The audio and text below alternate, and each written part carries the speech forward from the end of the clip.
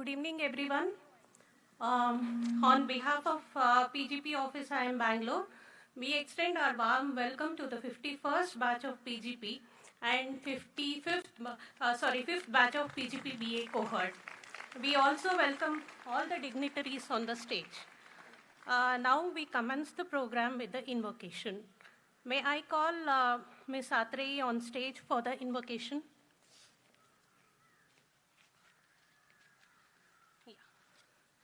Meanwhile, may I request the dignitaries on the stage to light the lamp?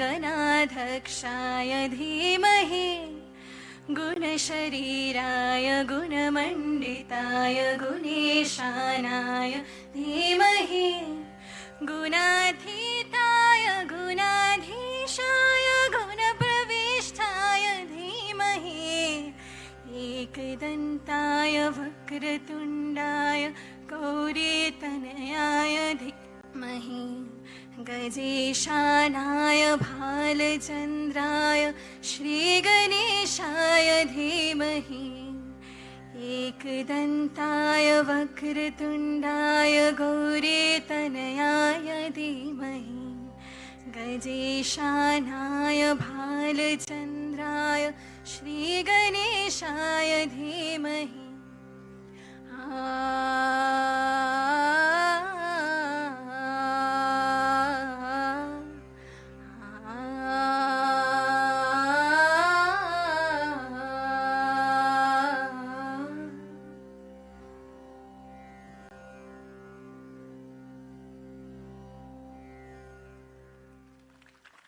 Namaste.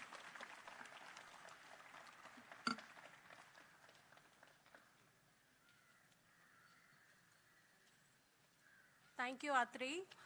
May I now request Professor Manaswini Balla, Chairperson PGP and PGP BA, to address the gathering.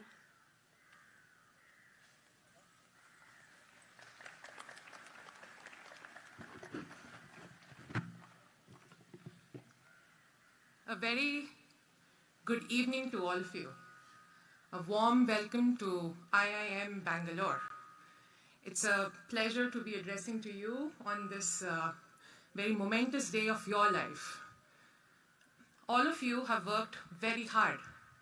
Let's take a minute to acknowledge all your efforts and the efforts of your family, your friends, and all of those who have made it possible for you, directly or indirectly, to be here. A big round of applause to you and everybody else. I hope that the next 2 years are life-defining for you. IIM Bangalore will try its very best to ensure that all your personal and professional goals are met as far as we can help you to go there. However, this pursuit needs more, needs your sincere and honest efforts. We expect nothing but the best from you. While you work towards your goals, do also keep in mind that you should try and have a little bit of a collaborative environment around you. While you're here on campus, you will face ups and downs. You will face challenges. Please do note that you're not alone and we are here for you. With that, I hope that you make the best of these 2 years here, make them the most memorable and hallmark years of your life. All the very best.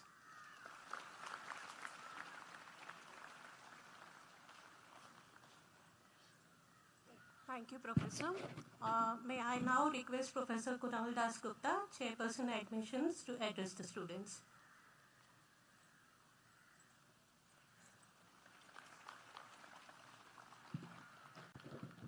Can we show the slides, the PPT?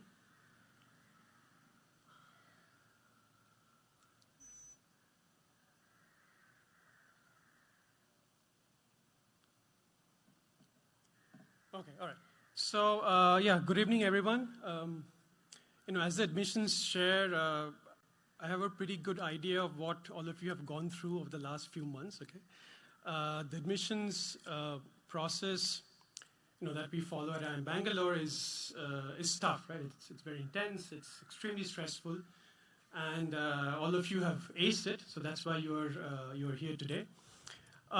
So that's great, and congratulations once again. So what I'll do is just spend a couple of minutes kind of trying to tell you a little bit about your batch. I mean, you know all about yourself, so I'll tell you about the rest of the people in your batch, about your batchmates. And especially kind of the emphasis would be on diversity. So how diverse is PGP and PGP BA 2024, okay?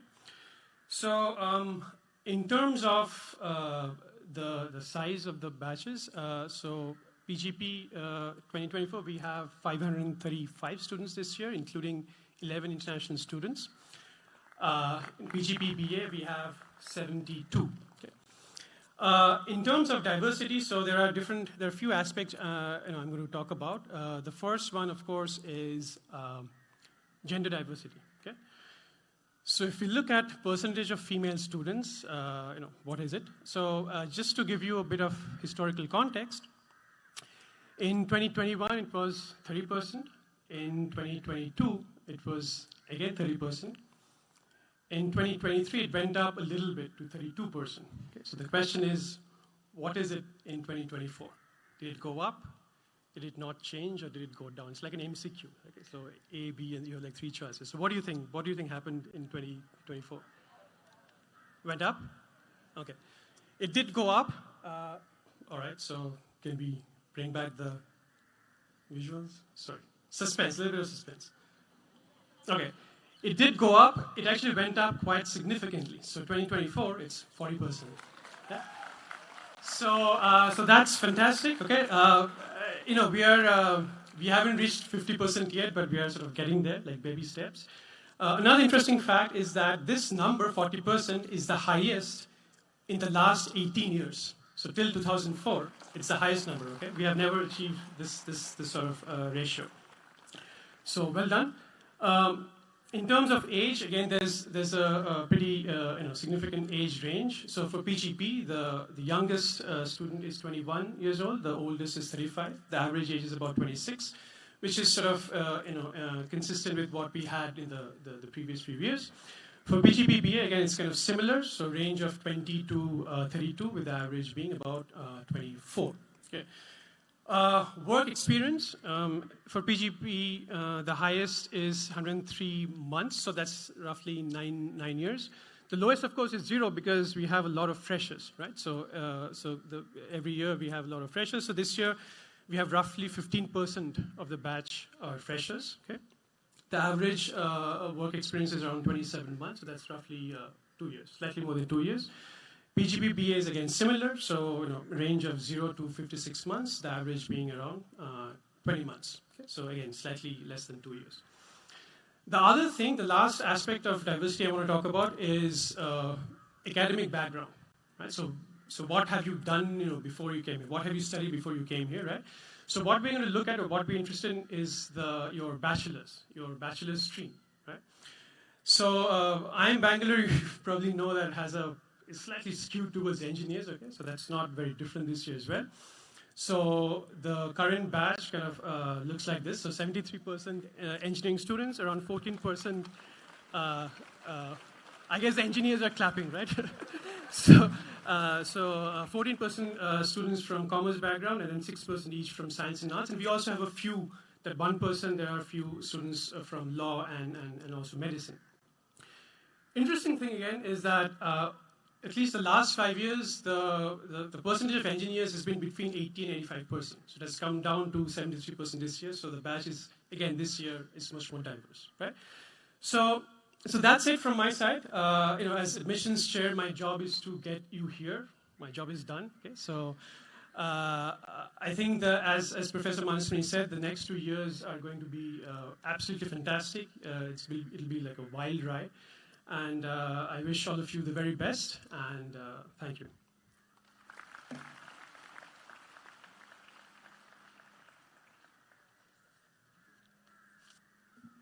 Thank you, Professor.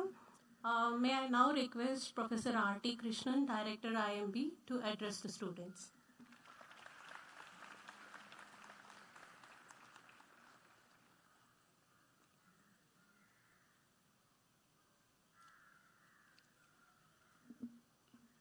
Yeah, very good evening to all of you and to our chief guest, Mr. Mustafa. First of all, let me congratulate all of you for joining the Right Institute, the best management school in India.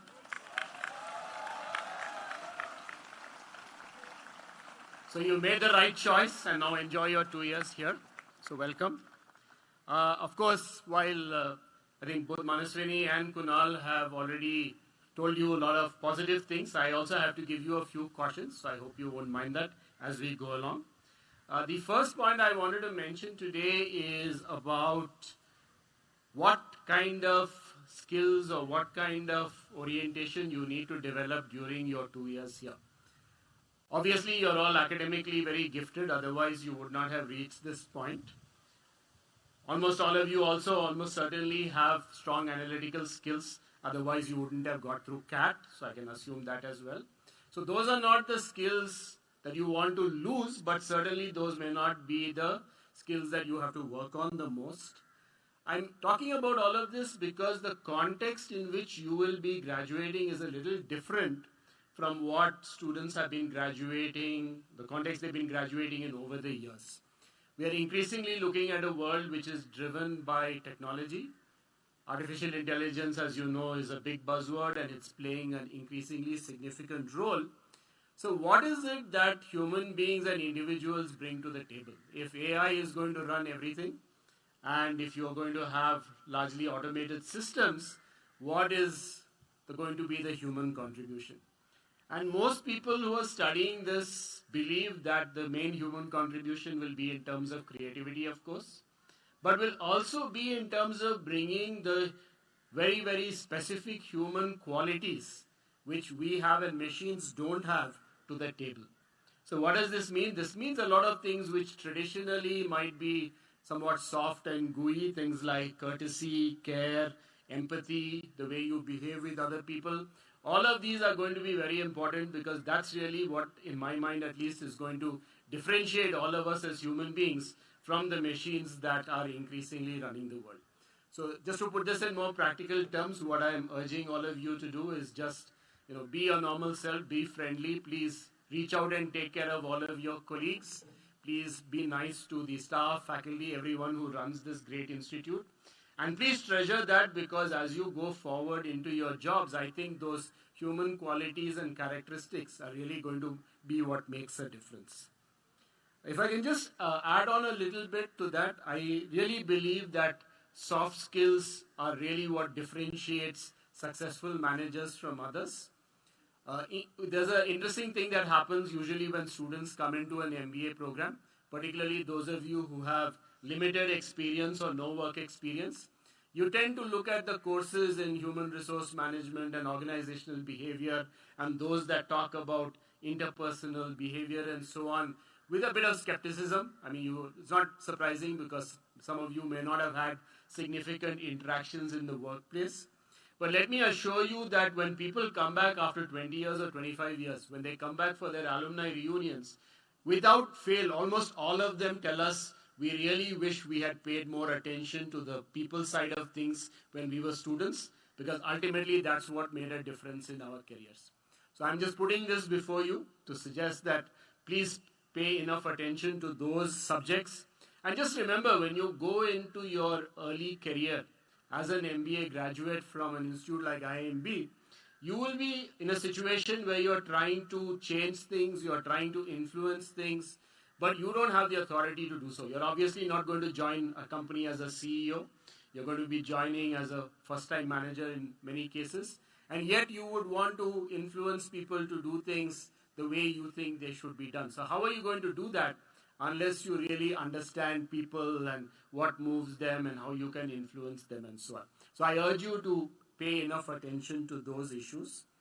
I would also urge you to pay attention to another thing. There is, I'm repeatedly told by students at our institute, that there's much more to learning than what is learned in the classroom. And I agree with them. Of course, what they are probably talking about is what happens in the hostel, which I'm sure is an important part of learning. But I think there are other aspects as well. There are lots of guest talks. For example, today you're going to hear some of the awardees of our Distinguished Alumni Award, people who have done extremely well in their careers. You're going to listen to Mustafa, who is excelled as an entrepreneur. And there are many such visitors who come to IIM almost throughout the year. I'm really hoping that more of you will take interest in those talks. You will try to interact more with all these guests, because there's a real wealth of stuff you can learn from all of them, if only you can connect and reach out to them. And another thing which some of you might have heard, but I think there's a lot of truth in it, is that apart from what you learn in the curriculum, another really important takeaway from a place like IMB is the quality of your network. One part of that network is, of course, all of you sitting here, all your friends. Of course, I suspect not all of you will get to know everyone else in the 600 plus students we have, but you will get to know a sizable number. But there are broader networking opportunities as well. There are so many visitors, guests, entrepreneurs, there are startups in our incubator, so many people you can connect with, and people outside are just dying for the chance to connect with all those people. You're privileged. I think when you're privileged, you tend to take things for granted, but I would again urge you to use this opportunity of the 2 years you're here to reach out, know a lot more new people, connect to them. If you don't like the word networking, throw it away. Just say, I want to build better human connections. But please do that when you are here in the institute.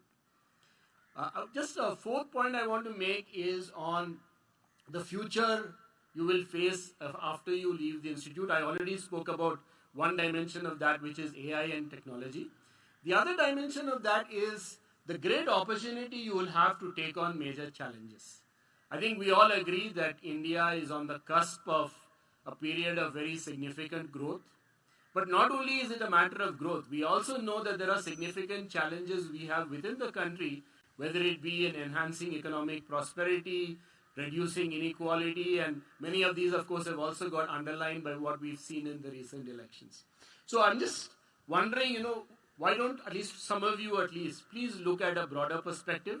I'm sure all of you will do extremely well after you graduate. I'm sure you will all have wonderful jobs, but I hope some of you at least will take up the challenges of going well beyond what routine jobs can do and make a broader contribution to any big problem that India is facing today. We're going to hear our Distinguished Alumni Awardees in a little bit, and you're going to hear people like Mr. Koshi, who is the architect of ONDC, which is a major experiment that India is spearheading. We have seen others like that, like UPI, Aadhaar, etc. These are all the real innovations and the changes that are changing India.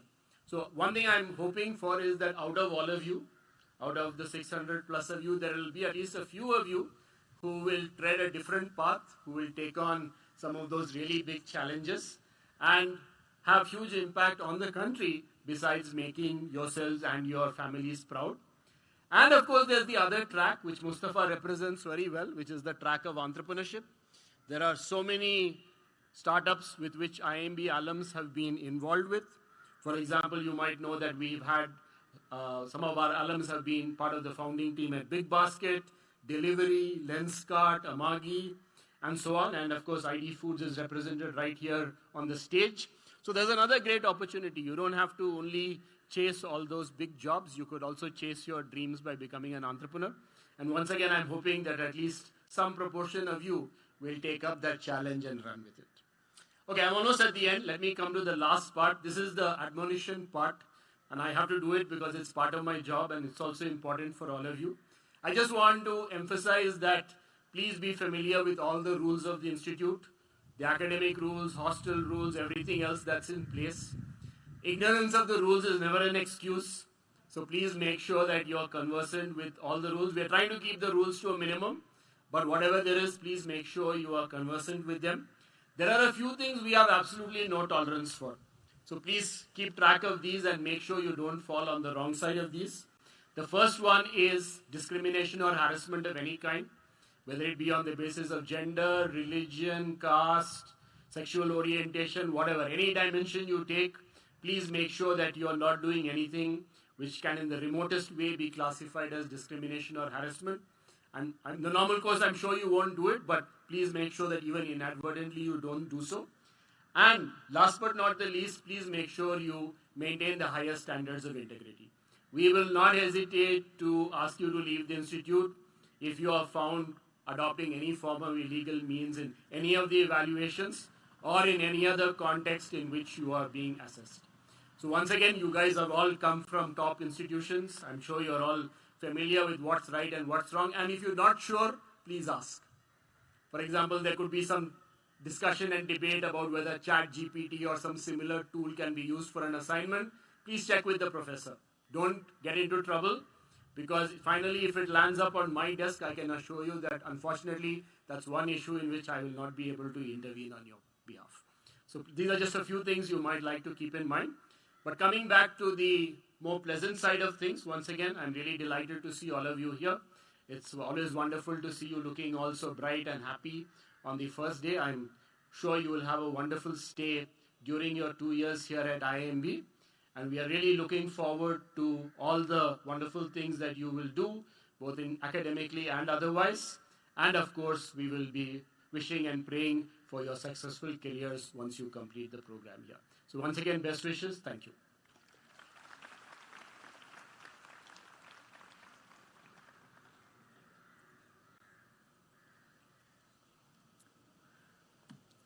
Thank you, Professor, for those inspiring words.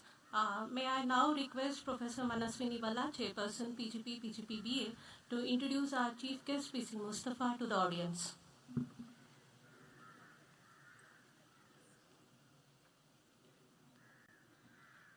One brilliant mind can inspire a million more, but not all brilliant minds have great stories to share, stories of struggle, hard work, passion and determination that finally leads to success. The one who does often become a role model for the next few generations. A native of Wayanad, this young man is an inspiration to many minds in search of success, whether in the world of startups or life in general, because he believes that nothing's bigger than the power of determination. He is today the owner of a 4,000 crore business empire featured prominently on the cover of Forbes India. But he wasn't always that. He was once a student who dropped out of school, a son who helped his father in daily labor, an alumnus of IIM Bangalore who made his college proud, and an entrepreneur who paved his way to the top while chasing a dream. With great pleasure, I introduce you Mr. PC Mustafa, famously known as the Batter King, the founder and CEO of ID Fresh Food. Over to you, Mr. Siswal.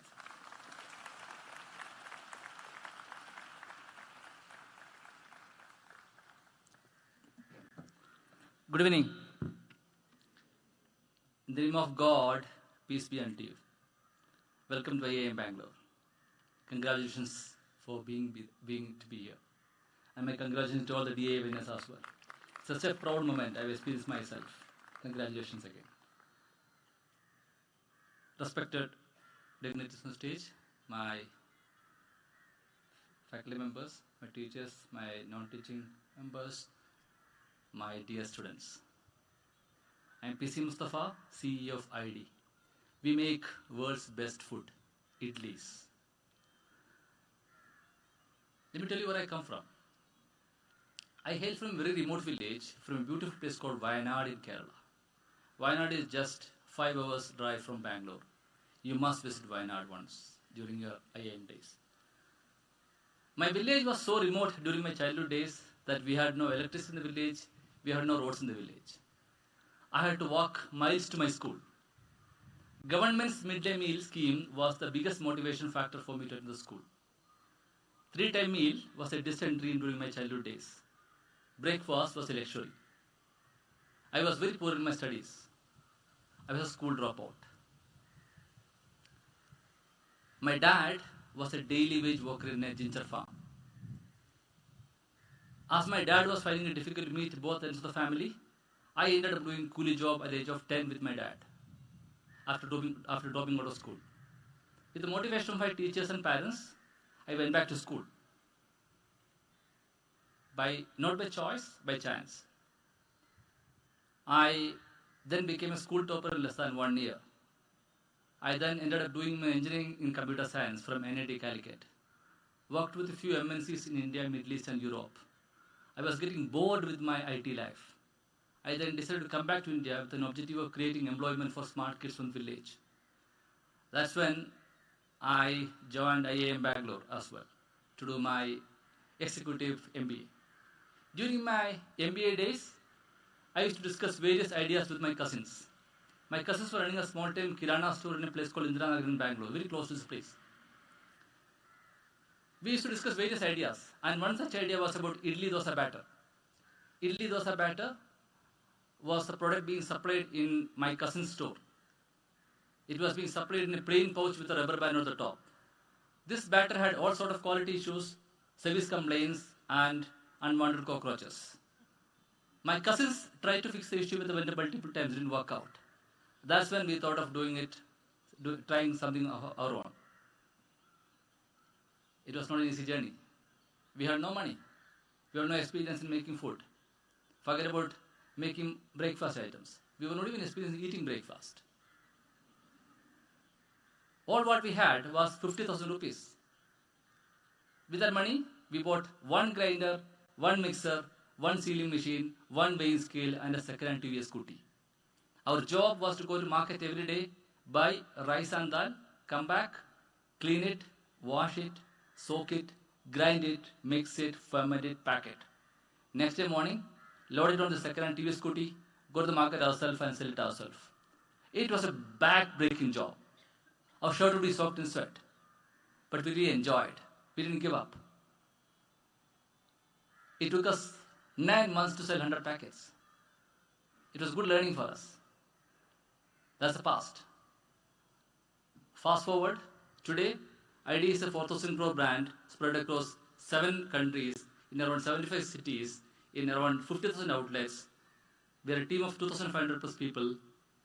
And most importantly, we feed world's best food, idlis, to more than 2 million Indians every day across the world. It is not by chance, it's by choice. How is it connected with IAM? What is there for you to learn from this?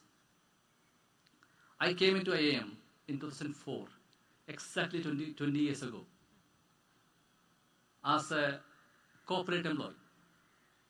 I had a cushy job, but I used my opportunity in IAM to build the network, especially with my teachers, who are still my mentors. And I had the courage to get a well-paid job and venture into the idli business. So my first message to all of you is, our background doesn't matter. If my parents can take me to where I am today, all of us can do wonders in the world. So don't worry about the background. Second, use the opportunity during IAM days to build the network and think beyond corporate job. There are a lot of opportunities across the world. Let's look at idli business as an opportunity. Let me tell you the market size for idli business. What's the population of Bangalore? Anyone? Any guesses? Yeah, 1.3 million, right? As per our market study, how many of you eat idli dosa regularly? Okay, 80-85%. That's something which I noticed in Bangalore. 85% of the people in Bangalore eat idli dosa on a regular basis. And in one meal, you eat around 3 idli. Is that right? In 3 meals a day, into 7 days, 21 meals. In 21 meals, you end up eating 3 to 4 meals made out of idli, dosa, set dosa, paniyaram, uttapam, masala dosa, whatever. So the batter which is used to make your breakfast items or even dinner items is consumed 3 to 4 times in a week by every individual in Bangalore. And in each of this meal, they eat 3 idli on an average. So per person, 3 into 4 idli, which is 12 idli per person, is what we, per week, is what we Bangaloreans tuck in every day, which is 1.8 crore idli, sorry, is that 8? 1.8 crore idli a week. If you cannot imagine the size of this idli market, it's a multi-billion-dollar business opportunity in Bangalore. This is equivalent to 100 Asian elephants that we tuck in every day in Bangalore. That's the size of idli business in Bangalore. Now, if you take the same numbers for Chennai, almost, how many of you are from Chennai? All the numbers would remain the same, except that in your calculation, instead of we Bangaloreans eating 3 meals in a week with idli, they eat 5 meals in a day with idli. So that's opportunity, huge opportunity. In fact, as per my estimate, idli business is the largest food business opportunity in the world. We are not able to see the opportunity. There are a lot of such opportunities available across. So the role of an entrepreneur is to look around, identify customer problems, and solve it using common sense. That's the way you build great businesses. So don't lose your time, don't miss your opportunity to build and conceptualize, build the businesses. Just for information, for me, idli business was an academic project. I used to work with late Prof. Thiru and Dr. Divya Sheshadri sir to build the concept behind idli business. All the market research, all the data analytics, HR, all of them are done based on the idli business opportunity. That worked.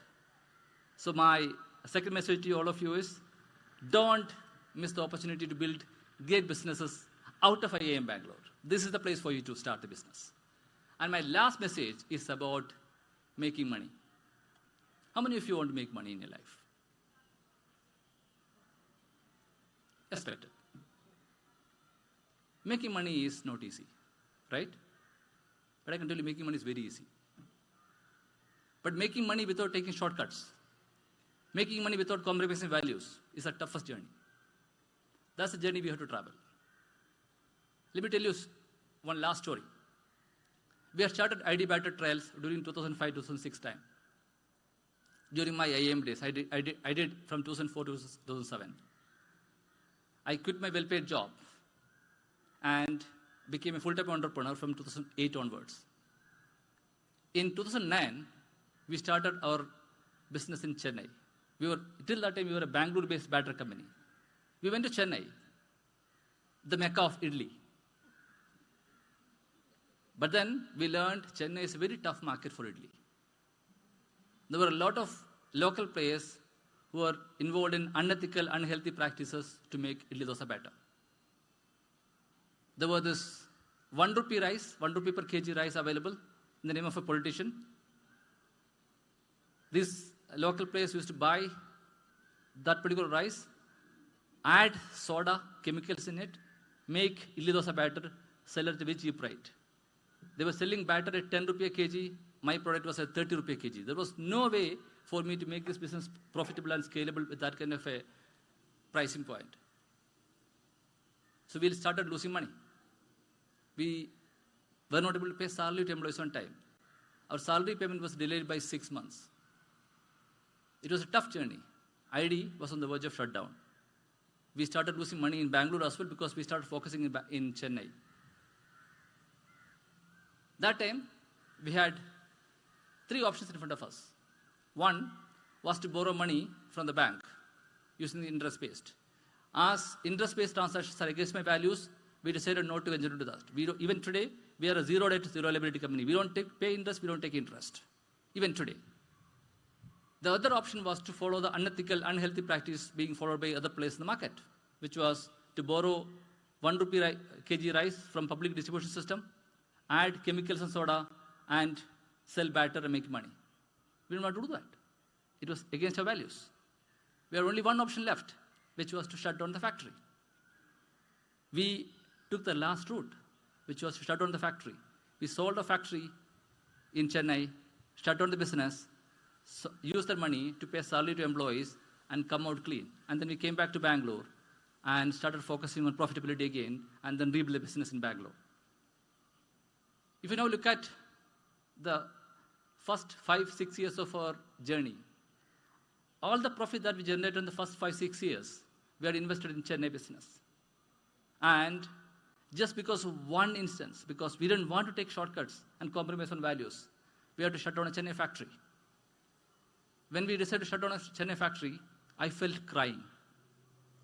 I felt crying not because we lost the business, not because we lost 6 years of our savings or profitability. I felt crying because the Almighty God gave us the courage to take the toughest decisions in the most difficult time in my life. Courage to take such tough decisions helped us to create a strong brand that we are today.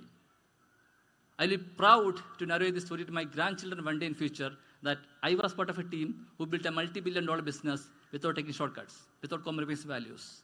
This is how we need to build the businesses.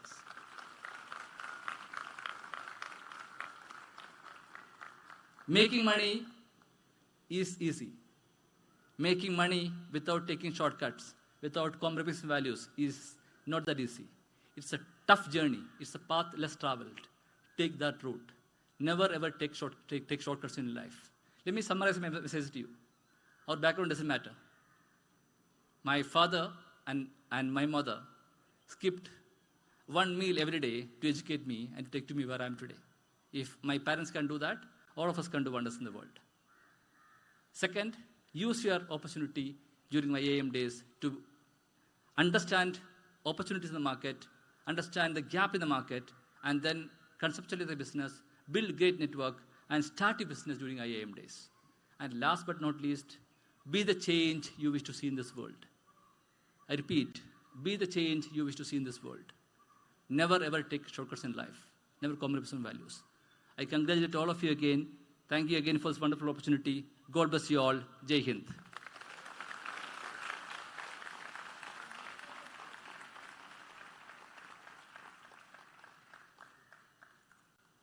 Thank you, sir, for those inspiring words.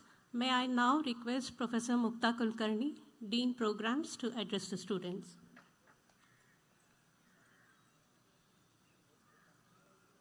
Hello, good evening. Louder, please. There you go. Good for you. Some energy. I tell my faculty colleagues that June is usually the highlight of my academic year. And the reason is I teach PGP in term 1, and I very much look forward to the new batch. I'm sure I'm going to see very many of you in the class very soon. I love coming to the PGP class. You're bright, you're energetic, you're a lot of fun, sometimes a little bit naughty, but all good, all good. I was watching Panchayat season 3, I think last week, okay? And no, I'm not going where you think I'm going.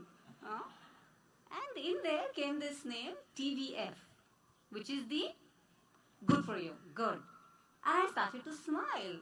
And the reason I was smiling was because sometime in 2010, 2011, I don't remember, the students in my class taught me about this new form of organizing. I teach organizational structure. And they taught me about this, and I smiled because I remembered them, and I remembered their presentation, and I said, oh my God, now I understand all this because my students taught me this. So yes, you are going to learn a lot from the faculty members here, but we are also going to learn a lot from you. So please tell us about all the wonderful things that you know, you can learn outside, and you can teach us too, and you can teach each other. That's very, very important. Tomorrow, I am going to meet with all of you. I'm going to walk you through the history and the structure of IIM Bangalore. But very quickly, we are absolutely world-class. We have a world-class library with all kinds of resources that you can dream about. We have world-class faculty. We have phenomenal alumni body. And importantly, we have world-class students. We have you. And just as was mentioned before, so many of our alumni have gone on to do such big things, and I keep joking with my family, whether it's the morning idli that I eat thanks to Mustafa, he knows that, or the furniture in my house, which is Urban Ladder, another one of our students, or Big Basket, which of course is one of ours. We have produced wonderful people, and maybe in a few years, I'm going to turn around and tell the next batch of students, you know what, so-and-so from this batch, they're in my home in ways you can't imagine. So welcome again. I will see you tomorrow. Thank you.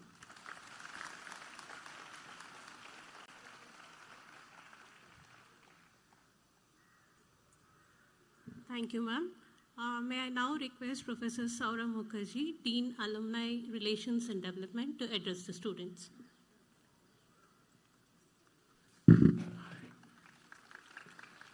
Hi, good evening to all of you. So this is the day when your dreams come true, right? Right. And somebody would have told you that in dreams lies responsibilities. So I hope each of you had some reflection saying that what would be your responsibilities. We will give you some inputs over the next 2 years. I'm not going to spend too much time on that. My role here is to look after alumni relationships and keep in mind that you will be student of this institute for a little less than 2 years, but you will be alumni of this institute for the rest of your life. So that's the thing that you are being bestowed with more when you are passing out of this place. But I must tell you that in these 2 years, when you are here, when you will have a lot of things to do, academic pressure and other stuff, please remember that you are part of a huge alumni network, which today comprises 26,000 individuals. And please make sure that you are able to build your connections with them, understand from them what life is going to look like after you pass out from this place, and how to dream. Because there is one dream that brought you here. I guess there is another dream that will take you out of this place. But then you will also have to think about your dreams beyond IIM Bangalore. And no better people to tell you about it than our alumni. So today we have several distinguished alumni members among us, and we are going to recognize them.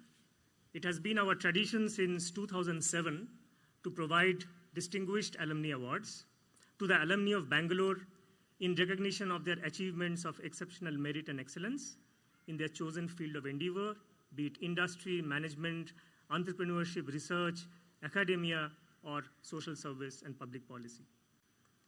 Each of our distinguished alumni awardee receives a citation. In his or her name is engraved on the wall of fame of the institute, which you would have seen when you are walking into the institute near the reception. Today, we have the pleasure of recognizing 4 of our alumni who has been awarded the Distinguished Alumni Award this year. They are Professor Hemant K. Bhargav, Distinguished Professor at the University of California, Davis.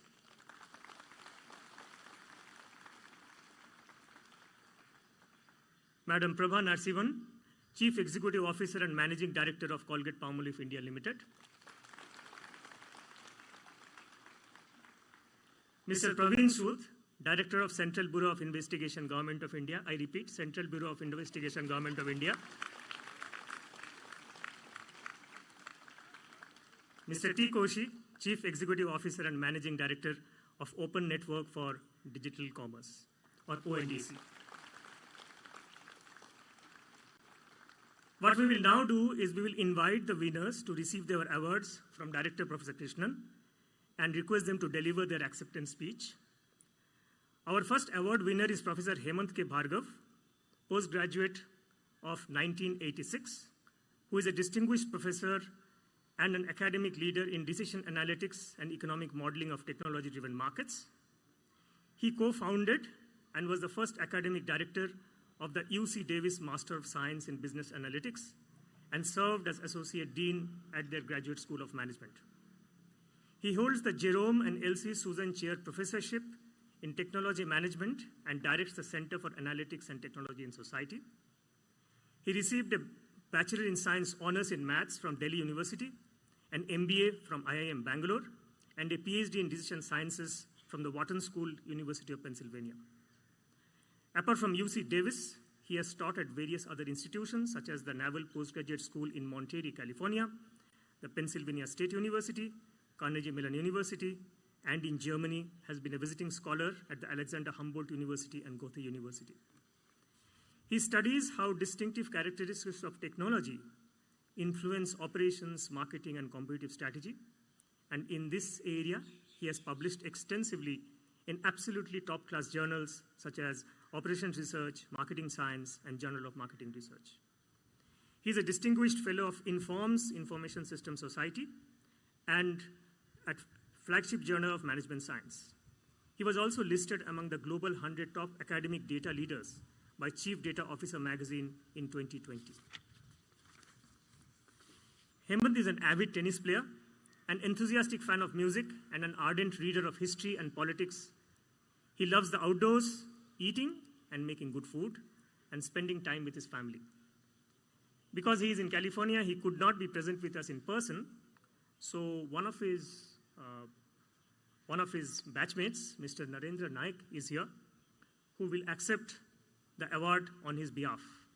I request our director to hand over this award to Mr. Narendra Naik on behalf of Mr. Hemant K. Bhargav.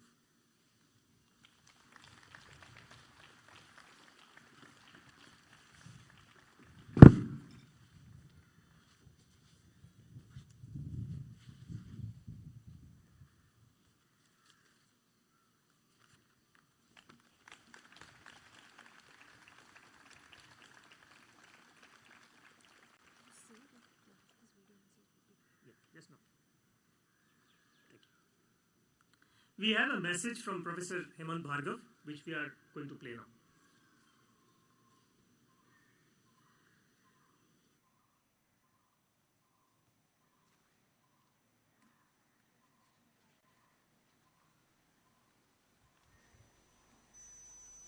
Hi, good evening, everyone. I'm sorry that I cannot be here at this event with you, but I appreciate the opportunity to send in this video message. It is a huge honor to receive this award, and I extend my heartfelt thanks to those who made it happen, including the Alumni Board that nominated me, and my colleagues and friends who wrote letters in support. I also want to congratulate my illustrious co-awardees. I only regret that I cannot meet you all in person today.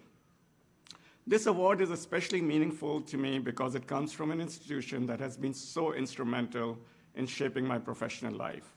Albert Einstein said, "Education is not the learning of facts, but the training of the mind to think." And IIM Bangalore did precisely that for me. I'd like to share with you a bit about what I do. I'm a professional tennis player and part-time academic, I wish. My work focuses on the deployment and diffusion of information technologies in business and society. I feel very fortunate to work in this field, not just because being an academic entrepreneur is the dream job. Mark Twain said, "Find a job you enjoy doing, and you will never have to work a day in your life." But because the only constant about information technology is its rapid change. This field continually presents new challenges and opportunities and phenomena, raising fascinating questions about business strategy, market dynamics, and eventually about policy and regulation. When I arrived at IMB about 40 years ago, I had a huge passion for mathematics, but knew practically nothing about business and management. This institution did an excellent job adding that crucial layer of management science and practice. Through collaboration with ISC at the time, I was also introduced to the world of computers and computing. This blend of mathematics, management, and computing has been the springboard for my academic research and teaching. IMB fueled my passions and gave me the tools to pursue them. I'm grateful to all the teachers, mentors, and colleagues who have shaped my intellectual capacity over the years, my friends who have provided a good balance outside of work, and especially to my family for empowering me to enjoy every step of this journey. I hope this award serves as a catalyst for new collaborations and creates new opportunities for contributing to the fruitful use of technology in India. Thank you once again for this incredible honor.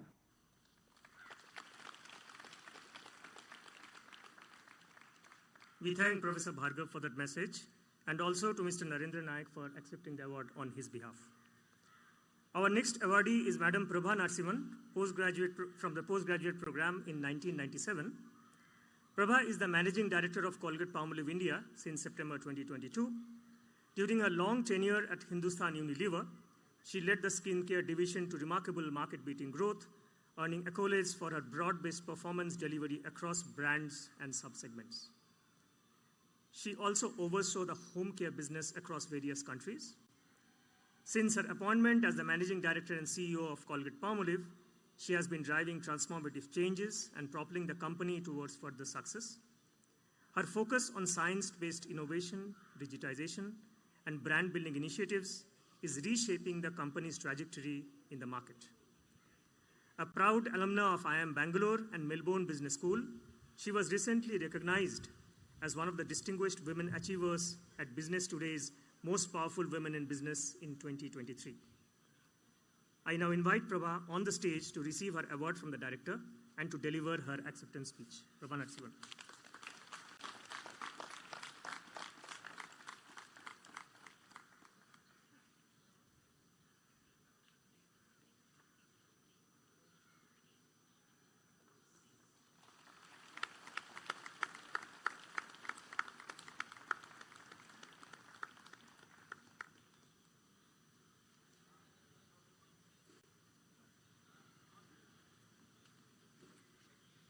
Good evening, everyone. It's an absolute privilege to be here, and what an absolutely beautiful, beautiful setting.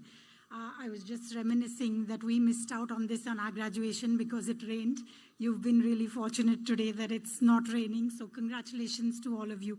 I want to start, of course, with a thank you to everybody on the dais and everybody who has got me here to receive this award. Massive congratulations to Mr. Sood, who I've just realized is CBI, and so I'm going to be a little bit more careful. Mr. Koshi, whom I know from earlier, and Professor Bhargava, who I haven't had the privilege to meet, but now have a connection with. Couple of things just from me. I firstly want to fully echo Rishikesh Krishnan's comment that this is truly the best management institute in the country, and you're exceptionally privileged to be here. The 2 years that I spent here, which were a very long time ago, but feel very much like yesterday, were perhaps the 2 best years of my life. Truly wonderful. This is an incredible campus, a beautiful city, amazing faculty, a great course, a wonderful brand. And to top it all off, you will make some of the best friends you've ever made in life. And these are the friends that will be with you forever. And I think that's probably the biggest advantage that you will have. And on that note, I want to leave you with a couple of thoughts. In my very first test in this hallowed institution, and all of you would have been very good. I see a lot of CVs from students who come in, and their GPAs are right up there, and they've done 99s and 100s. And I came into my first test being reasonably bright, doing what I was, and I got 2 out of 20. 2. Yeah, I was thinking to myself, oh dear God, what am I going to tell my parents? And I'm not going to pass, and I'm going to be here for a very, very long time in this course if this continues. Ironically, it was a stats course taught by a professor called Nagdevra, and the examples were all about an awful purple-colored toothpaste. So clearly, my world is nothing if not circular. But the best part of the 2 out of 20, firstly, was that happened to be a B, and I realized the concept of relative grading for the very first time in my life, a concept that will become very, very clear to all of you. And equally, I think it put in perspective that you are not defined by a 1 test, a 1 grade, a 1 course, or even, to be honest, the grades that you get in this course, with all due respect to the faculty who I'm sure are going to try and get you the best grades. So please use this opportunity to make the best of this fabulous institution, to learn as much as you can, and like was rightly pointed out, to get to the clarity of thought. I think the second comment that I want to make is that this is truly a wonderful library, but there is a world outside of this library as well. A lot of my learning was in the gutter outside the night canteen. I understand that gutter is now closed, but the night canteen, I'm sure, exists, and I'm sure the learning that comes with hanging around outside there also continues to exist. And please do use those opportunities as much as you use the wonderful, wonderful library that this is. The last comment, had the opportunity, like some was mentioned in this citation, which really grossly exaggerates, to go on exchange, a beautiful experience. I know that opportunity is available to many of you as you step into these hallowed portals, and I'm sure there are many, many more experiences that you can and will have. I would urge you to grab each and every one of them. This is your moment.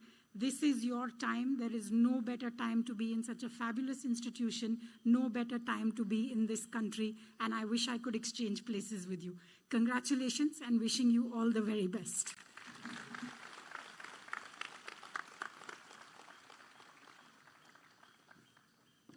Thank you, Prabha. I now invite Mr. Praveen Sood, student of the postgraduate program in Public Policy and Management from the 2005 batch. Praveen Sood is Director of Central Bureau of Investigation, Government of India. He joined the Indian Police Service in 1986 and was allotted the Karnataka cadre. He is a civil engineer graduate from IIT Delhi and did his post-graduation in public policy from IIM Bangalore. He has held several positions of responsibility in the state of Karnataka, including Chief of Police Force from January 20 till May 23, and was responsible for administering force of 1.2 lakh personnel for the law and order situation in the state. He was the Chief of Traffic Police in Bangalore, Commissioner of Police in Bangalore, and Commissioner of Police Mysore, and Managing Director of Karnataka State Police Housing Infrastructure Development. During 1999 to 2002, he worked as an advisor to the government of Mauritius and was instrumental in implementing emergency response support system and scene of crime officers by infusion of technology in the police force of Mauritius.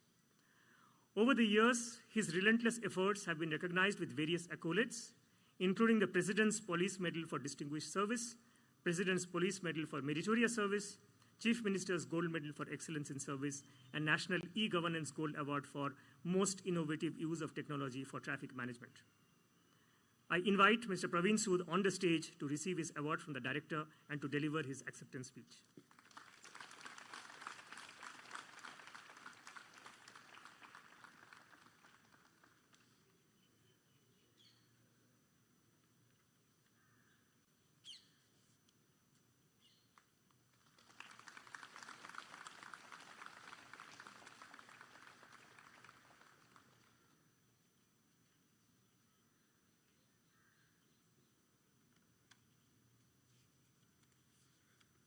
Very good evening, ladies and gentlemen.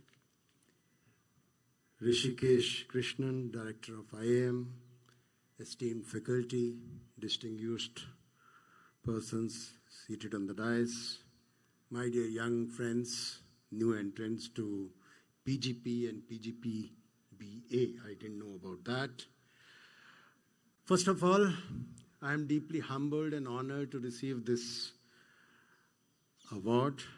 I'm sure there must be much more accomplished people than me, but nevertheless, thanks to the selection committee and the director for choosing me for this award.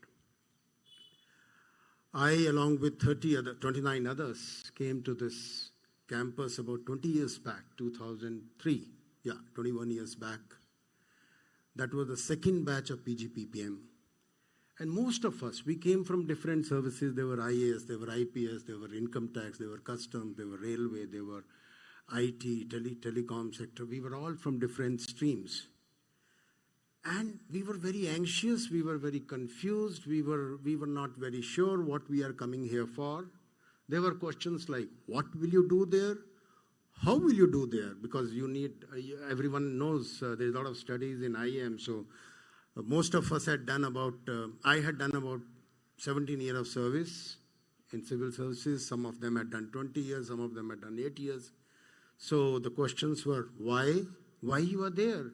Some of my colleagues started asking, oh, so you are quitting the civil services for some very fabulous pay packages in the corporate sector? And then some of them said, why should you be studying microeconomics, macroeconomics, finance, etc., which Krishnan taught us? There were, and many of them, even our children, most of us were married. All of us were married. We had children, and children were studying in 10th class. Somebody's children were in 12th class. And Papa, Mother, what's wrong with you? Why you are studying so hard? So there were all these questions, and we ourselves were confused. We came here. We started staying, 30 of us started staying in MHU and started working late nights, group discussions, projects. And all these questions evaporated. We realized the benefits of coming back after 17 to 20 years service back to IAM. Your whole way of looking at life changes. I'll give you my own example. Having been driven in this city as a senior cop, I was DCP and in various capacities, always driven, never had to drive in the roads of Bangalore, which are famous for very orderly driving. And this was 1 year when I started driving myself. The whole perspective of life changed. The problem itself changes, which we are not able to realize when we are sitting in ivory towers, air-conditioned offices, and whatever people say, we have our own point and we think they are all prejudiced. It was a coincidence that after I went back from IIM back to the state police, I was posted as the traffic chief for next 4 years. So that's a coincidence. But I'm saying the way of looking at life changed. When we started studying together late nights, the bonding that was created between various services, somebody was senior, somebody was junior, we would call each other sir and ma'am and still study together, fight together, argue together. And that bond continues till date. We have a very robust PGP PM 2005 group in Delhi and all over India, and we meet. So the whole life changed. And I realized that even in my career after that, when I went back, it helped me a lot. I learned many things. Among that, one thing was never to take decisions, policy decisions based on perceptions, because perceptions are rarely based on the data and the real facts. So take your decisions, make your policies based on solid, robust data was one learning for me, in addition to a whole lot of learnings after going from IIM. Well, that's me here, standing in front of you.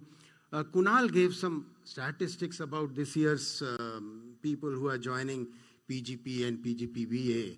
And Mustafa also asked you to raise some hands, how many of you make money. A lot of you may raise your hands.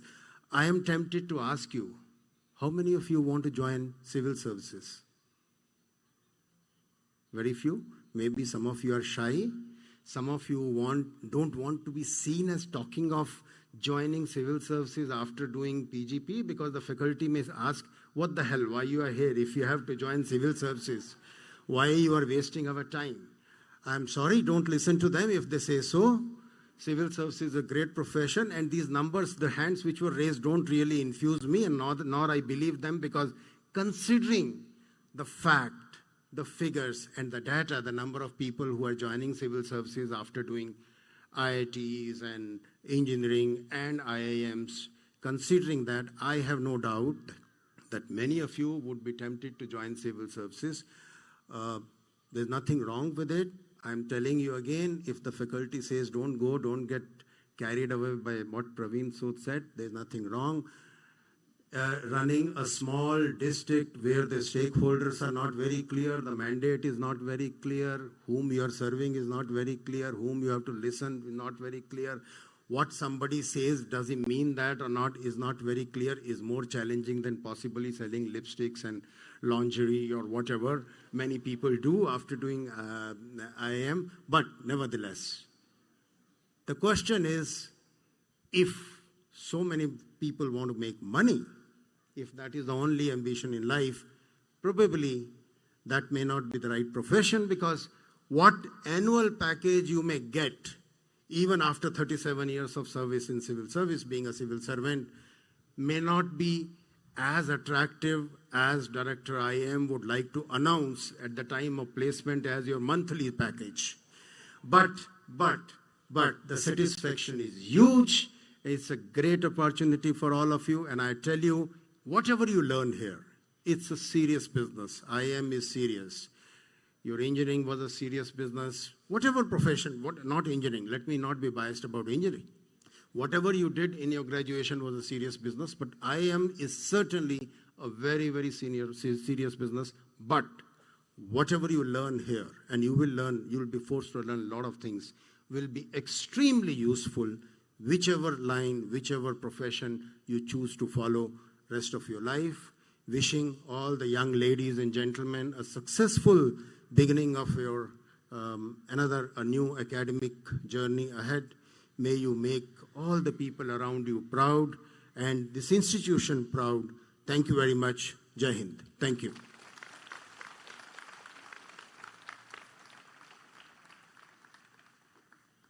Thank you, Mr. Sood. Our next awardee is Mr. T. Koshi from the postgraduate program of 1989. He is the Chief Executive Officer and Managing Director of Open Network for Digital Commerce, or ONDC. Post his graduation, Mr. Koshi joined the industry, and in '96 he became part of the startup team which established National Securities Depository Limited, the first depository in India which led to the transformation of capital markets. Building on this, he played key roles in multiple national digital transformation projects, including the Tax Information Network, online payment for direct and indirect taxes, the Central Record Keeping Agency for Pension, automation of SEZs, helping in the design of GST, among many others.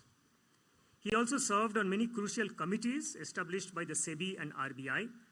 Subsequently, he joined Ernst & Young as a partner, shaping the firm's and the country's digital transformation through many key projects, including the implementation of DAA, implementation of Electronic Vaccine and Information Network, and subsequently COVID, the GST network, and the digital infrastructure for knowledge sharing, Diksha.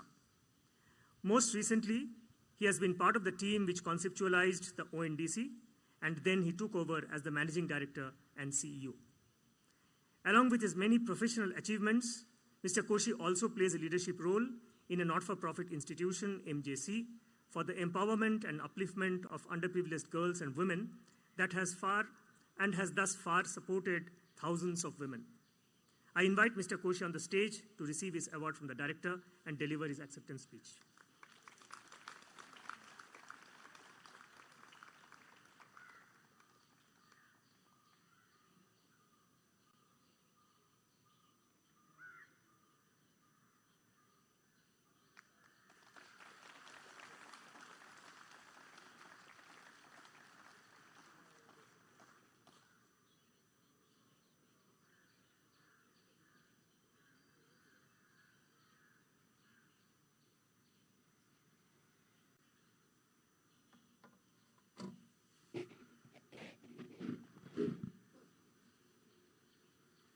Good evening. I know it's a great day for you as well as it's a great day for me. So first of all, let me express my sincere thanks to the director and the board and the committee who decided to honor and provide this honor to me today. And I'm really humbled and I'm excited. I just feel I still remember sitting like this. But it was a long, long ago. None of you were born then. But it seems like yesterday. And I never imagined that one day I'll stand here. It's really, really exciting. I'm sure many of you would in the coming years will have the opportunity to do this here. You heard wonderful stories from the people who came before. As I listened to them, I realized we all came from, although we were all the graduates of this institute, we had very diverse kind of career path and life. So that's why we say there is nothing called a perfect way to do anything. There's no perfect, as the professors would teach me, there is no single optima. There are multiple optima that we can optimize. The choice is for you to make. So let me tell my stories, because today is all storytelling. I was really motivated to hear the stories of Prabha and Sood and so on and so forth.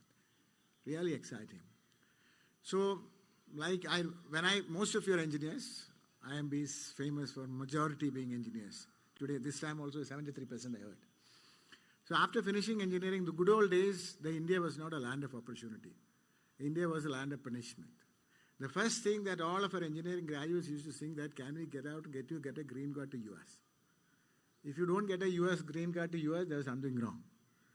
And I was considered to be one of the very lucky because I had my elder brother who was much older than me, who had been in US for a long time. So he had made sure that I will get a green card. So, but somewhere or other, somewhere in my mind, I thought there was certain passion about India in me, and I said, Mera Bharat Mahan. So he said, Mera Bharat Mahan. So I said to myself that if I get into IIM, then I will quit my passion to go to US. So it looks like, I was destined to be here in India. And I got admission in IMB. 2 months later, I got my paperwork for green card. I thought I had committed to myself that if I get here, I'll come. God Almighty had been kind enough to give. And I decided to stay back here. So the campus is still the same, but it is not as green as well established. Today when I stand here, I feel like I'm standing almost, I feel I'm in a resort looking around. Only those suits and boots sitting around seem that is something different. It would have been funny and it would have been exciting if I see all of you in Bermudas. But unfortunately, I don't think that the etiquettes of the campus still allow you to do that. I don't know whether they allow you to do that in classes too, but I remember we used to manage some amount of pajamas in class, although some of the professors were not very amused by that. But we got around without getting ourselves kicked out.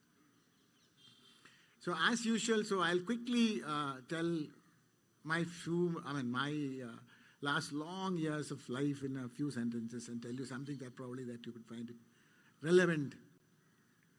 And looking at the different optima, you saw Prabha, the typical FMCG queen, and the civil servant at the pinnacle of his career. So I have a very different life. After I am like all of us would like to do, standard private sector, that's the best place to go. We are always trying to see that who got the highest in that years. Those are the standard things that we'll ask, and we used to take pride of it. I did the same thing. But it was sometime later I got introduced to a gentleman called Mr. Bhave. He was an IAS officer. Why I said IAS was because he had just quit. And he has been a part of the team that is going to transform the capital market in India. To be very honest, while I was a graduate of IIM, I didn't know what is capital market because I never did anything. So we had a common friend and he asked me, I was very curious because nobody in the right sense left civil service in those days. He was at the pinnacle of his, he was doing extremely well, not pinnacle exactly. He was a very successful civil servant.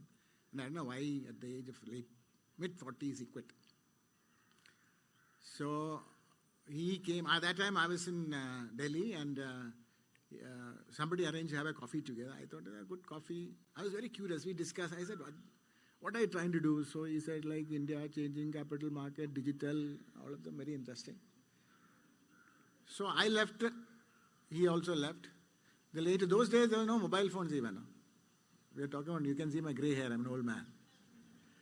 So I was going for a holiday to Southeast Asia, so I was flying via Bombay.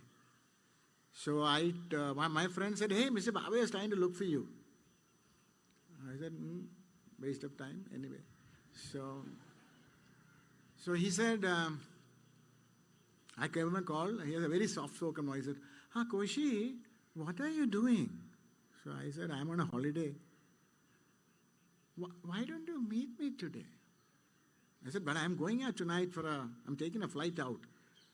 Oh, what time is your flight? I said, 10 o'clock. Then meet me at 5. I said, okay. So, holiday time, I know what you're all doing from morning. You come, met up your good friend who had been your bosom pal for a long year, staying with him as a bachelor. So the whole day we were partying. So I don't have to explain to you what partying means. So about 5-ish type, I went to his office, scruffled hair. What is equivalent to a t-shirt that we all wear these days? This is a fashion that time, but a crepe shirt. Looking really dirty and if somebody come very near, you could wonder what I will be smelling. So I went and talked to the security and he said, Bhave sahab ko milne aaya. So he looked up at me and said, Bhave sahab ko milne aaya tu? I said, Hanji. So he went inside. Luckily, he called me in and luckily he had a big table. So I was sitting far away. So I thought, what are you doing? I said, I'm going to Southeast Asia for holiday. Koshi, after the chat that we had, I think I would like to have you as my team. So I've never been offered a job like that in my life. So I said, But the problem is, we are setting up an institution, you won't get the money that you get now. I said, So he said, if I come to Bombay and if you don't pay me, I'll be on the streets. I can't afford a house in Bombay. That you don't worry, I'll give you a house. So I thought it's a very exciting option. Digital is going to change. So I said, huh. I said, I'll go for holiday, came back and but that was the first time I got involved to what I call now as an expert is digital solution to population scale problems. And I had a good fun. All through the years I'd been doing, you heard my CV being read. Oh, I've only done that. And the only thing I'll tell you about this, that's why I'm still in my gray hair and I still feel my youthfulness, I claim. You know, I still hang out with my kids because except me, all the other colleagues, most of them, 90% of them are probably a few years older than you are. So I still hang out with them and they feel comfortable to hang out with me. It's because one thing I decided at that time is that do something that really your heart is. You feel excited about, you feel passionate about. Nothing else matters. If you can give your life to what you're passionate about, then everything will become irrelevant. Then, when you say work-life balance, I'm not saying that do the work all time. Because it's no more becoming a balance. It's a question of how do you optimize? How much time you can give it to what is best you can do? How much time you can give it to the person whom you love? Because I have one wife and one daughter who had... That's official statement. Please accept that. And she had been the one who stood with me for all the crazy things that I did. I had been just doing crazy things. And that is because I enjoyed everything. And even about 2 years ago, which is, you can see that from my age, I'm theoretically old enough to be closing my boots and going. So last 2 years ago when we were talking about this idea of open network for digital commerce, I'll just take 2 minutes to tell you this idea because that's again the thing I jumped into because I felt it was really exciting. Because I remember most of it, these days it's even better. And any time, whenever any new project about in India used to come, people say, yeah, America mein kiya hai kya? Europe mein kiya hai kya? Because we could only believe in copy-paste. But in the last few years, it's extremely proud to feel that we are taking some leapfrogging in many of the areas. And this open network for digital commerce is an attempt in our country that is first time ever done in the world. It has never been attempted, even thought through. While e-commerce had been there for many years, but the way it evolved has been in a matter that is against the natural order of competition. Go and read it about it. So probably it is worth to take it as an assignment. I'm not going to go into detail. It is a problem that every country in the world is struggling. The Americans are trying to attempt it through regulation. They are trying to develop something called the America Innovation and Choice Online Act. Go and read them. The Europeans are trying to do something called Digital Market Access Act.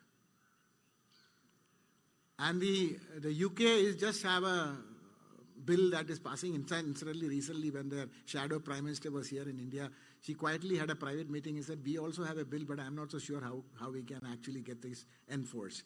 I would like to keen how you are doing. What we are doing in India is to do technology and markets with enabling regulation to completely change the world. Because when you talk about e-commerce, the only thing in your mind for everybody, whether I talk to the senior most people in the largest FMCG company or anybody, because the only thing in their mind is platform. And we are constrained by the limits of platform, which is, like I said, 1 or 2 in every domain, network, private network, wall gardens, stranglehold, and squeeze everybody else. The strategy is drug the buyer and pimp the seller. But that is where we are trying to change, and we said, let us democratize. So I'm sure that you will all learn a lot of it. I'm not going to extensive detail, but leave my thoughts is only this. Do something that is passionate and do your best. Then rest is irrelevant. You will enjoy till you die. Thank you.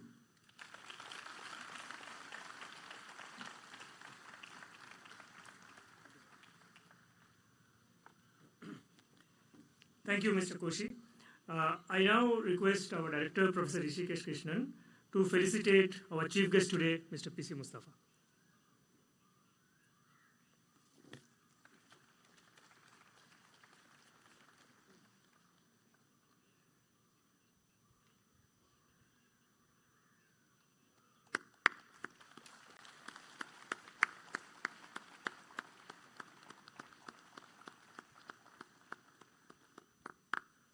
Okay, handing it over back to the PGP office.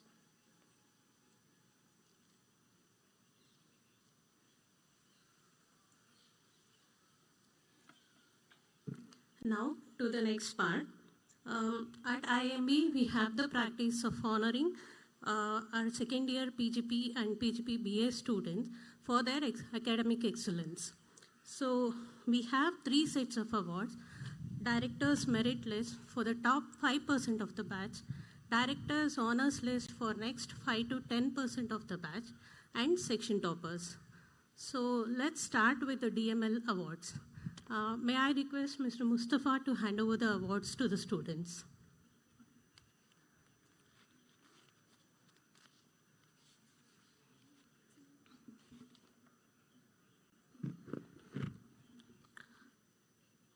First in the DML, Mr. Manthan Dabaria.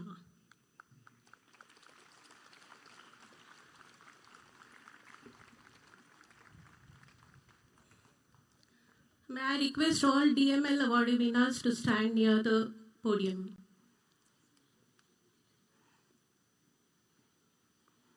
Manthan Dabaria. Ritvik Saraf.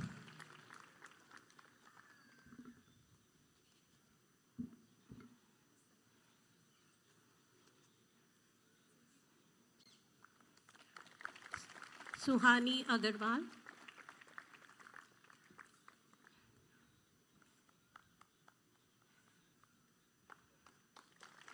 Paritosh Sharma.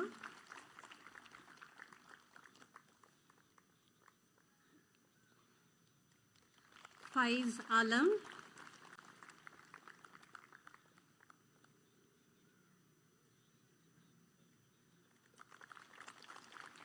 Amit Kumar Chauhan.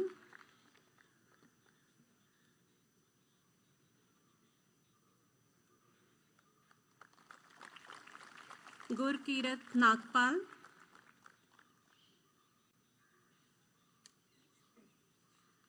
Muskan Agarwal.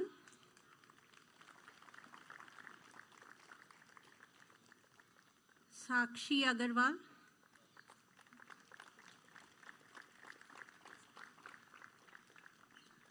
Shreya Srivastav.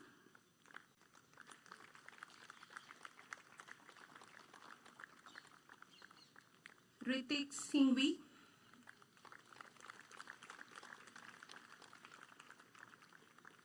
Harshita Bajaj.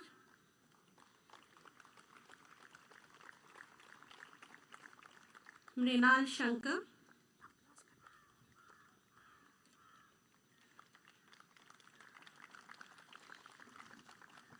Can we continue with the applause?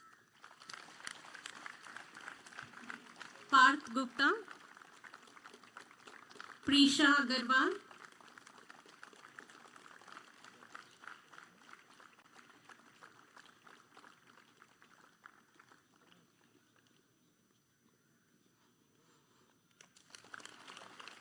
Manan Samdani.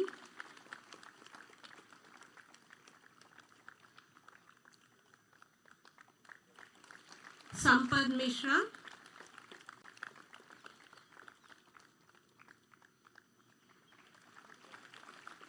Aditya Vardhan Gundla.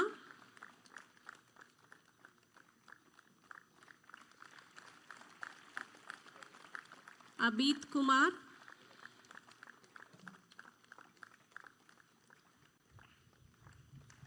Rahul Kumar.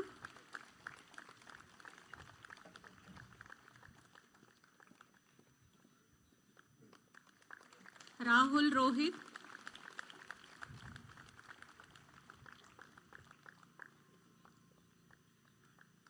Arsha P. Prerna Mishra.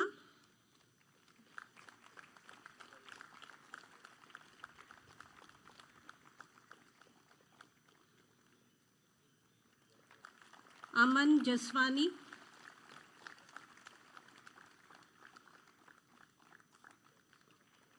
Shreya Agrawal.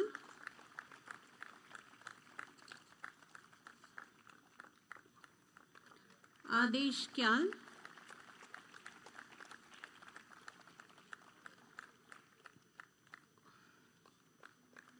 Pranav Maheshwari,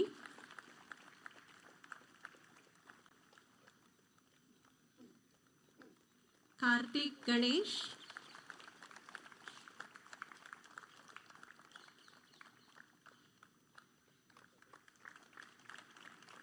Shubham Horame,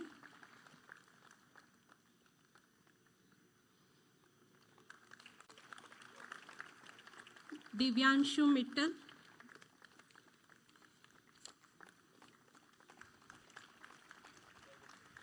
Shoaib Bhati. Next we go on to DHL awards. Suchet Churapepiti,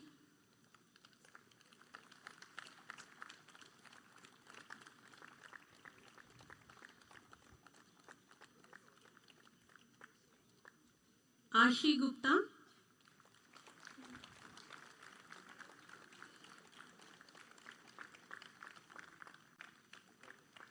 Deep Pathak,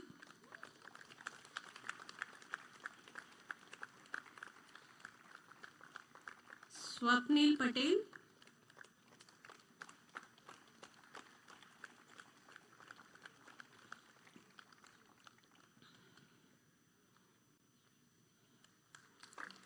Shriram Pingali,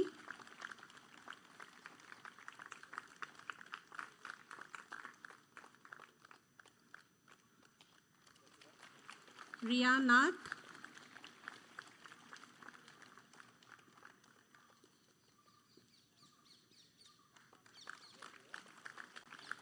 Ritika Garg,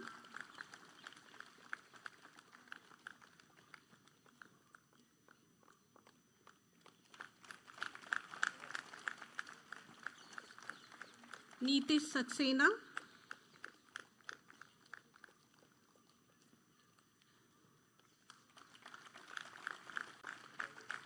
Ronak Kemka,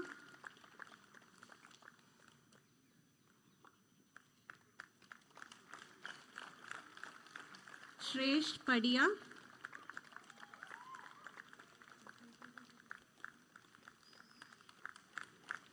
Anirudh Agarwal,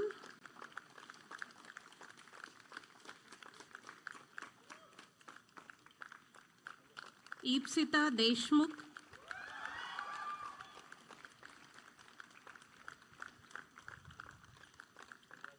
Rahul Gera,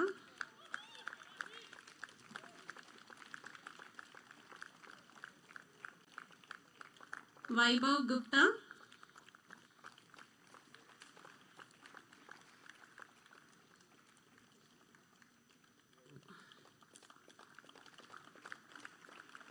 Ritodeep Mukherjee,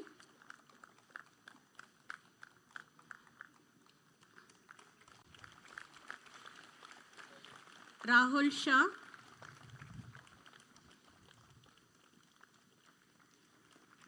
Aman Priya Raj,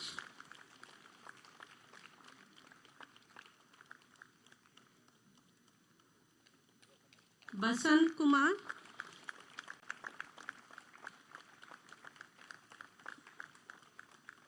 Parthesh Savla,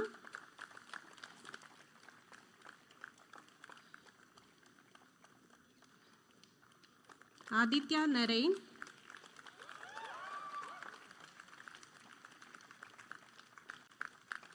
Mayur Selukar,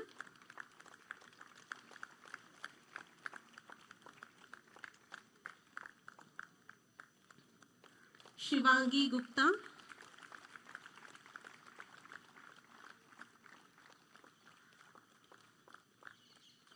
Soban Kumar Bhoi,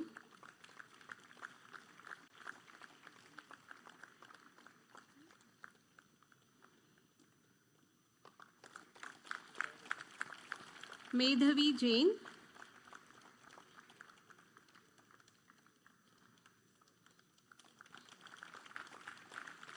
Ramakrishna Reddy K,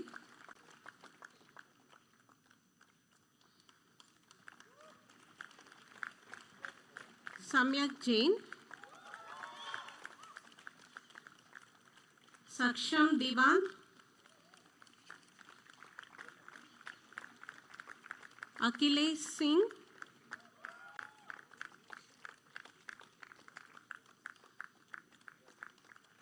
Rahul T,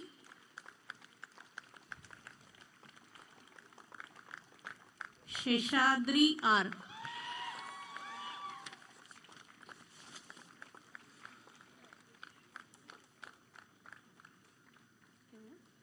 This Gurkirat has come now. She's section topper and director.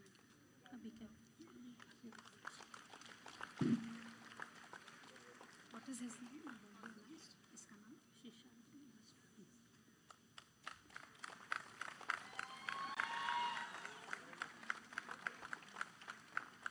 Gurkirat Nagpal, director merit list and section topper. Section topper later.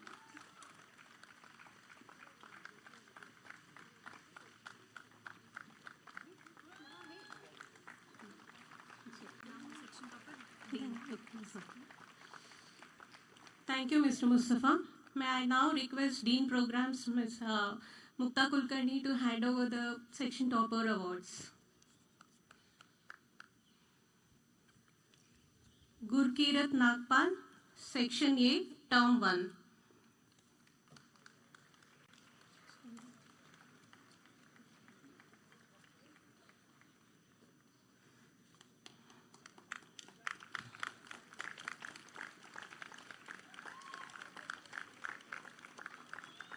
Ritvik Saraf, Section B, Term 1.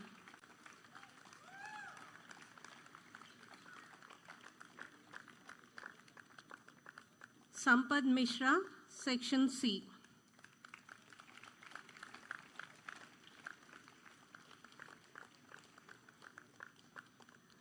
Sakshi Agarwal, Section D.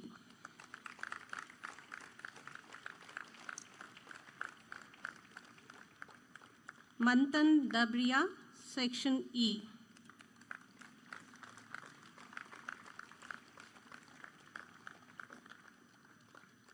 Also we have Suhani Agarwal for Section E.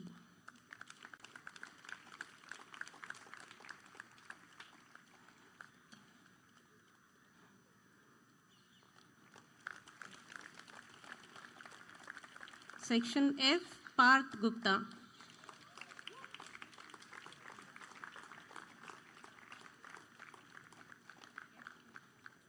Ritik Singhvi, Section G.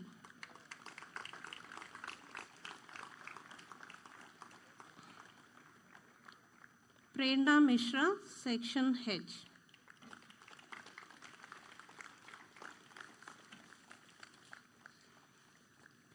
Now, we'll move on to Term 2 section toppers. Amit Kumar Chauhan, Section A.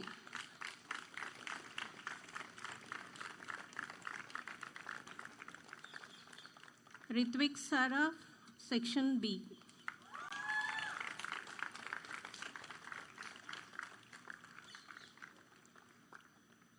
Harshita Bajaj, Section C.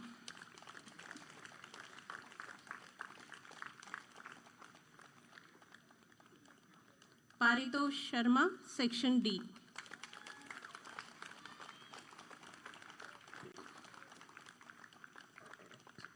Suhani Agarwal, Section E.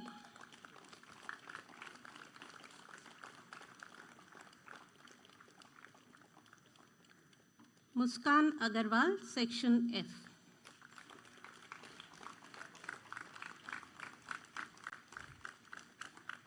Manan Samdani, Section G.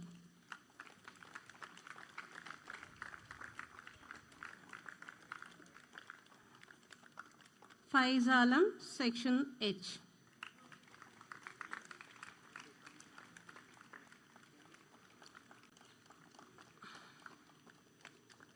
Now we'll move on to Term 3 section toppers. Amit Kumar Chauhan, Section A.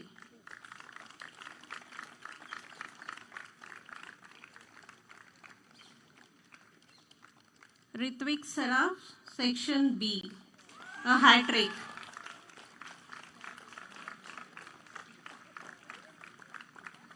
Rihanna, Section C.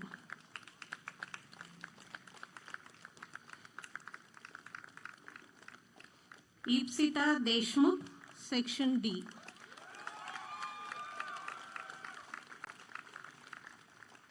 Manthan Dabria, Section E.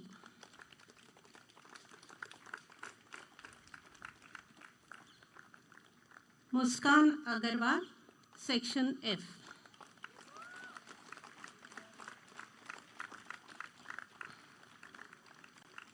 Ritik Singhvi, Section G.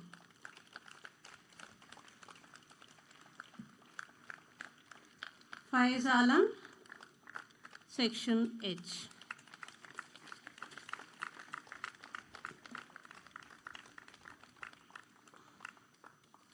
Congratulations to all the prize winners, and thank you, Mukta ma'am, for giving away the awards. And now, may I request Professor Kunal Das Gupta to hand over the scholarship, announce the scholarship awards.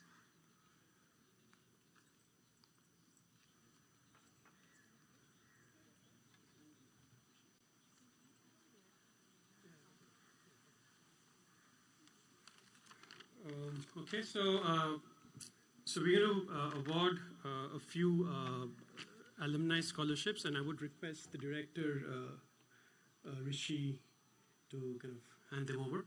Okay, so I would request all the scholarship awardees to kind of line up here so that we can sort of move this quickly. So the first scholarship is the Siddharth Padam Scholarship. This carries a cash prize of 50,000 rupees. So the recipient of the Siddharth Padam Scholarship for this year is Mr. Manthan Dabria.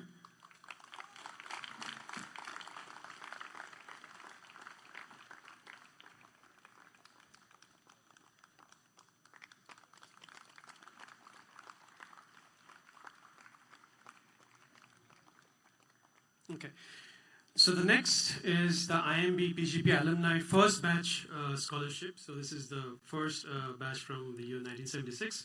So it carries a cash prize of 1 lakh rupees. So this the recipient for this scholarship for this year is Miss Dea Robin K.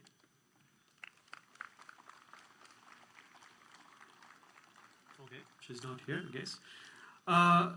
The next two scholarships are from the Runwell Educational Trust.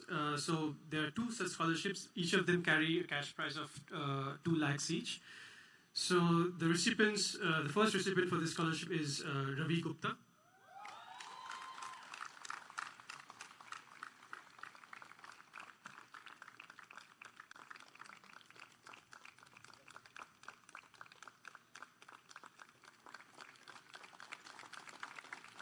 And the second recipient of the Runwell Education Trust Scholarship is Mr. Chintapandu Saitharu.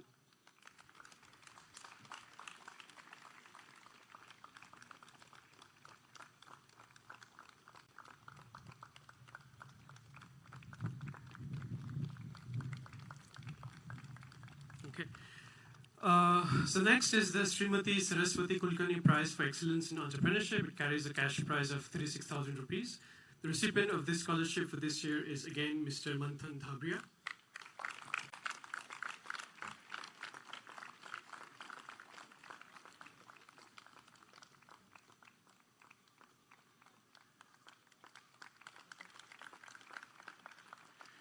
Okay, the next is the Ubuntu Scholarship, which carries a cash prize of 1 lakh rupees. The recipient for this scholarship for this year is Mr. Mokshagna Hashwant Babu.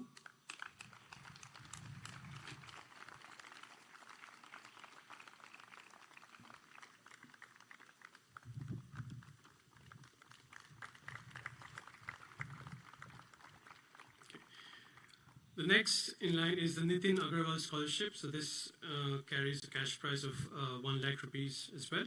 The recipient of this scholarship for this year is Ms. Niharika Shukla.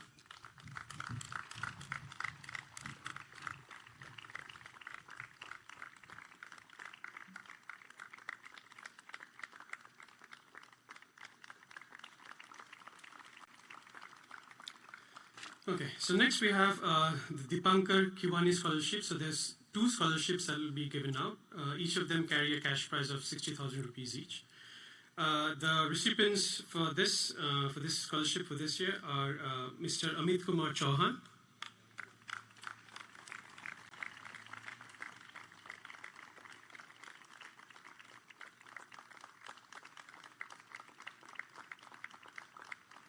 and Ms. Parnika.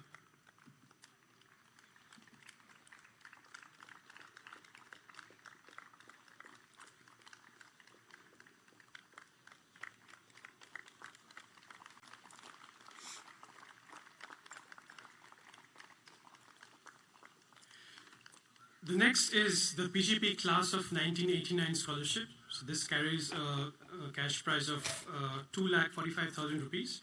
So this goes to Mr. Pratipa Barkave. Sorry.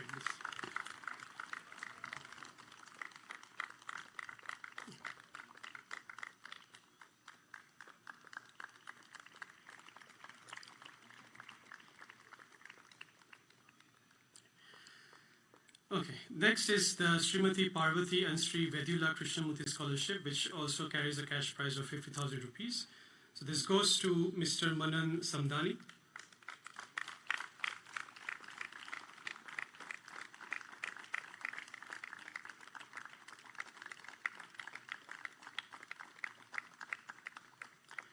Okay, then we have the Parameshwara Iyer Award, which carries a cash prize of 50,000 rupees as well. So this goes to Ms. Niti Pradnya.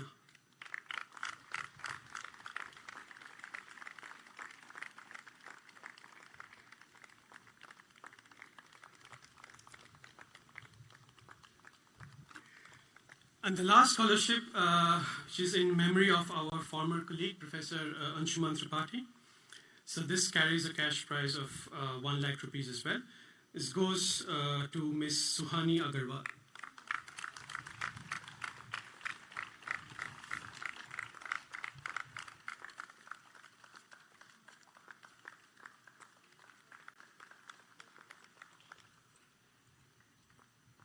Thank you, Professor.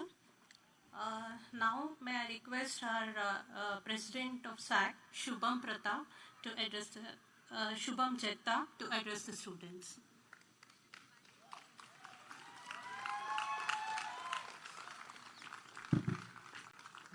Yeah, so good evening, everyone. So, ladies and gentlemen, esteemed faculty, distinguished guests, and most importantly, the incoming 51st batch of 24-26. As we gather here today, I welcome you all on behalf of the entire community of IMB and Student Affairs Council. So I'm actually expected to share my views on life at IIM Bangalore, but considering the content creators that we have had, you already know a lot about it. So I would just like go a step ahead maybe and tell what my learnings have been for past 1 year, and maybe you can benefit out of it. So many people will talk about time management, stress management, and it is indeed very important part of the MBA journey. But something that is very less talked about is the energy management. So it is a very vital thing in MBA which is very less talked about. Maybe you have been talked with a runner or a marathoner. So you always see this MBA is like an uneven terrain. So it has a lot of crests, a lot of troughs, and what a runner actually does is pushes his limit while he's on an ascent to a crest, and then gives his body a time to relax, to regenerate his energy, and then is again aiming for a next crest that is a part of this journey. So this is how this energy management would be useful, and this would lead to the second point. Like the crests and troughs for every individual are different.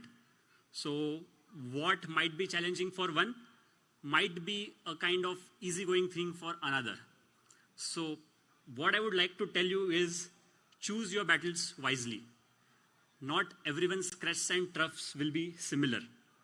So from today, more precisely from yesterday itself, the game has already begun. So you will be often finding yourself in a lot of dilemmas, like should I go to a trek, or should I attend a case comp? Should I rest, or should I volunteer for OC?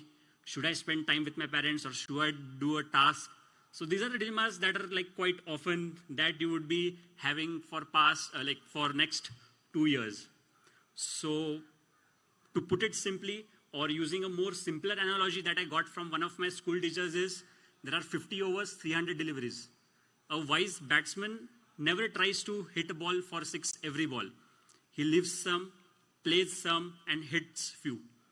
So that is how it is. There would be tough deliveries. You will have to duck it, leave it.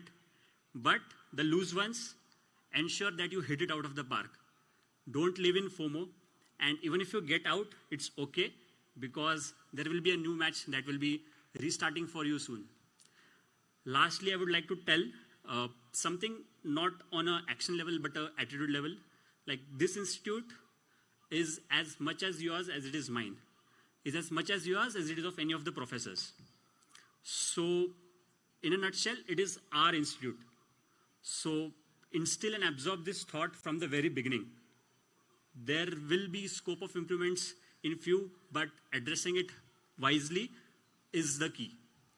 So I trust the overall system that has been in place for the last 50 years, and it has yielded success. So I again take this opportunity to congratulate you all. You have earned this seat here. So you deserve to be here. You are among the best in the country. All future glories and endeavors are there for the next 2 years, but keep your ground on fit. That would be one of the suggestions. Thank you and all the best.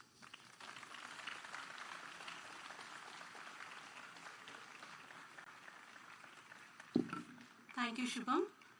Thank you all dignitaries for making this event a successful event. Now we come to the cultural part of the evening. This evening, students from Sri Sathya Sai University for Human Excellence, established in 2018, will be performing music from around the world. In the last 6 years, Sri Sathya Sai University for Human Excellence is unique in the way it has touched lives profoundly.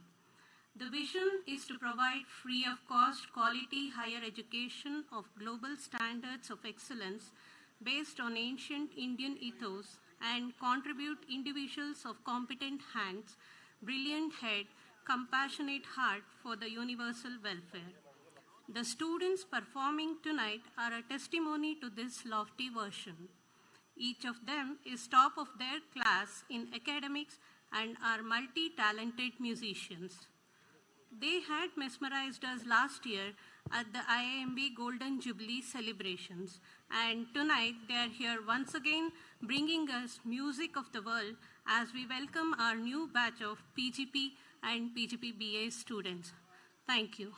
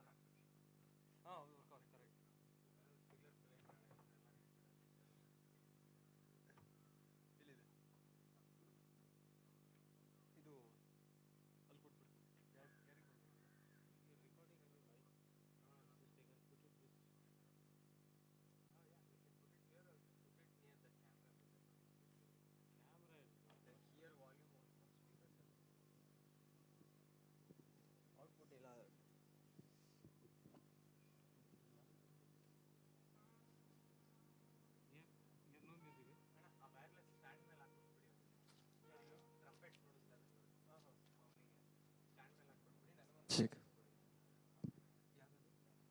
Check.